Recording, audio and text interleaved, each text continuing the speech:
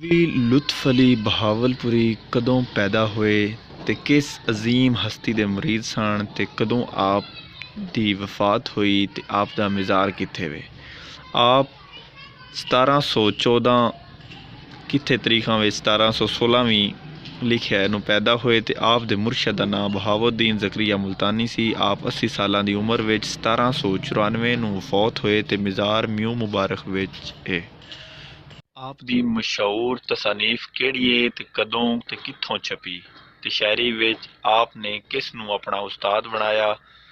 मशहूर तसानीफ सैफुलनामा है यानी मसनवी सैफुल मलूक है ते अब्दुल गफूर कुरैशी होरां दे मुताबक ये पहली वारी कानपुर तो 1879 नूं शाया हुई ते इस मसनवी दा पहली वारी दक्कनी जुबान विच मुल्ला गवासी ने तर्जमा करके शाया कीता ते पंजाबी विच ये शरफ मौलवी अब्दुल लतीफ़ होरां नूं हासिल है।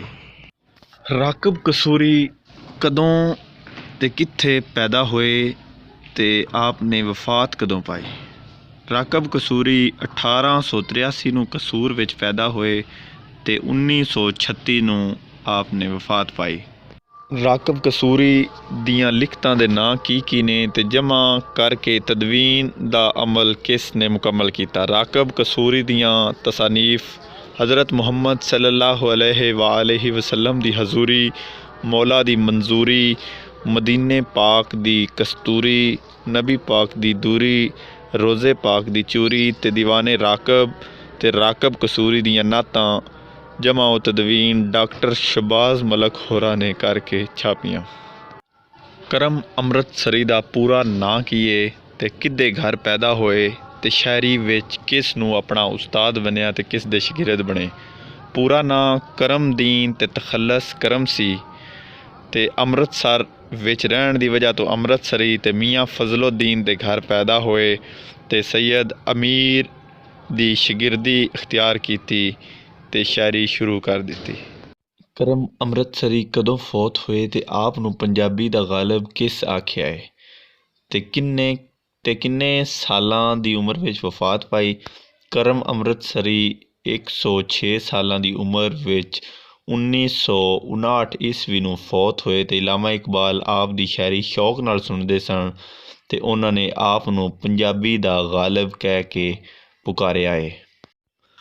उस्ताद करम अमृतसरी किस दे कहण ते पंजाबी शायरी कीती ते पहला मजमूआ कदों शाया होया।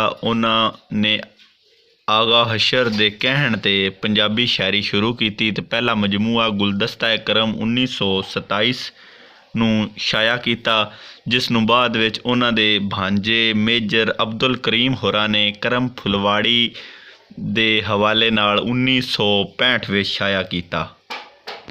तकरीमे करम किस दी किताब है ते इस विच किस तरह दा मजमून शामिल है या किस तरह दी है।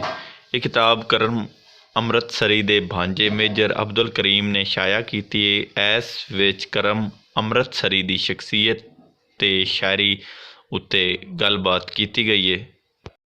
करम अमृतसरी की लिखे ने ज़्यादातर उन्होंने चुबरगे यानी चौ मिसरे लिखे ने जिन्हां नूं तुसीं बैत भी कह सकते हो। इलामा यकूब अनवर दा असल नां की सी ते कदों ते किस दे घर जमे।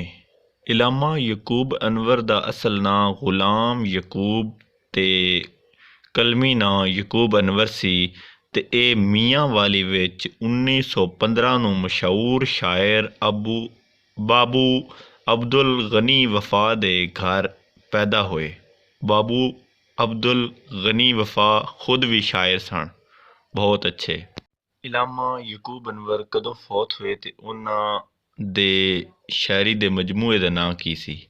ਉਹ 21 जनवरी 1974 ईस्वी ਨੂੰ ਗੁਜਰਾਂਵਾਲਾ ਵਿੱਚ ਫੌਤ ਹੋਏ ਤੇ ਉਹਨਾਂ ਦੇ ਮਜਮੂਏ ਦਾ ਨਾਂ ਚੰਦ ਦੀ ਖਾਰੀ ਹੈ। ਇਹ ਉਹਨਾਂ ਦੇ ਪੰਜਾਬੀ ਗਜ਼ਲਾਂ ਦਾ ਮਜਮੂਆ ਹੈ।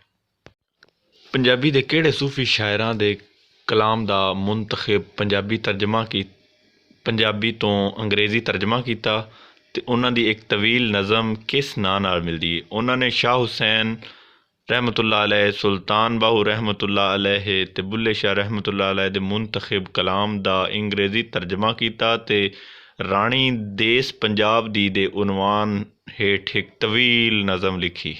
ਲਾਮਾ ਯਕੂਬ ਅਨਵਰ ਦਾ ਪੰਜਾਬੀ ਗਜ਼ਲ ਦਾ ਕੀ ਕਮਾਲ ਹੈ ਤੇ ਬੋਲ ਤੇ ਤੋਲ ਕੀ ਚੀਜ਼ ਹੈ। ਉਹਨਾਂ ਪਹਿਲੀ ਵਾਰੀ ਗਜ਼ਲ ਵਿੱਚ ਪੰਜਾਬ ਦੀ ਵਾਹੀ ਬੀਜੀ ਫਸਲਾਂ ਅਤੇ ਰੁੱਖਾਂ ਅਤੇ ਰੁੱਤਾਂ ਦੇ ਹਵਾਲੇ ਨਾਲ ਤਸ਼ਬੀਹਾਂ ਅਤੇ ਇਸ਼ਤਿਆਰੇ ਵਰਤੇ ਨੇ ਅਤੇ ਪੰਜਾਬੀ ਸਿਨਫਾਂ ਅਤੇ ਪੰਜਾਬੀ ਔਜ਼ਾਨ ਦੇ ਉਨਵਾਨ ਹੇਠ ਉਹਨਾਂ ਬੋਲ ਅਤੇ ਤੋਲ ਇੱਕ ਕਿਤਾਬ ਬਹੁਤ ਸੋਹਣੀ ਲਿਖ ਕੇ ਪੰਜਾਬੀ ਦੇ ਇਸ ਜ਼ਖੀਰੇ ਵਿੱਚ ਅਣਮੁੱਲਾ ਵਾਧਾ ਕੀਤਾ ਹੈ।